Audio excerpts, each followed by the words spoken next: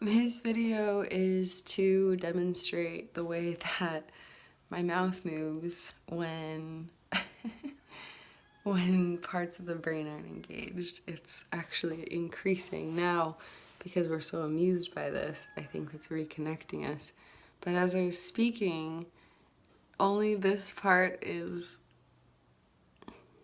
expressive. Like, there's not a little indent here when I smile. It's only happening here because of the muscular engagement. And this part of the mouth is like stretching out more, like there's more going on in these muscles.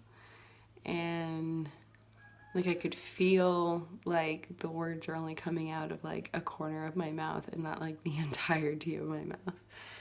This is us still recovering from a fascinating dissociative experience last night where the right side of our body kind of disappeared from us for a bit, and it was pretty painful, physically, mentally pretty scary too.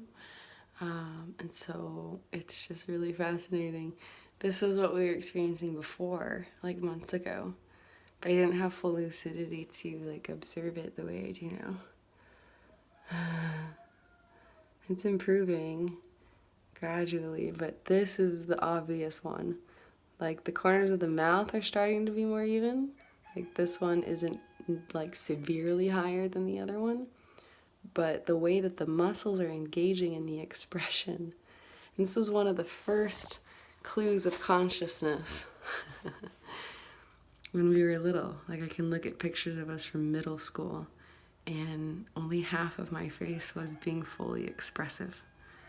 And this is the left half of my face.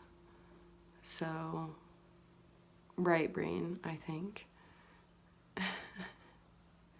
And it's the right half of our face that we would not recognize a lot of the time.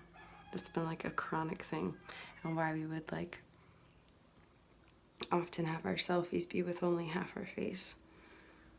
Growing up and in college and things too, because we didn't actually connect with the visual of our right half, the right half of our face, which ties together too with experiences from a year and a half ago where we would look in the mirror and this part of our face would physically come off our body and down a little bit. And that was my actual eyesight perception. When we worked through the fear of it to be present with it so we could observe it, at first there was just, you could just tell that it was a scary sensation, like it was very anxiety provoking to look in a mirror. But it wasn't until we processed through the fear and established actual presence that we saw the visual, physically saw the visual sensation of this part of our face detaching and coming down a little bit and being a completely separate aspect of myself that I did not connect with. Pretty intense stuff. So looking forward to exploring the neuroscience of all of this a little bit deeper and validating every step of the way. It's so subtle, but now that I know about it, it's so obvious.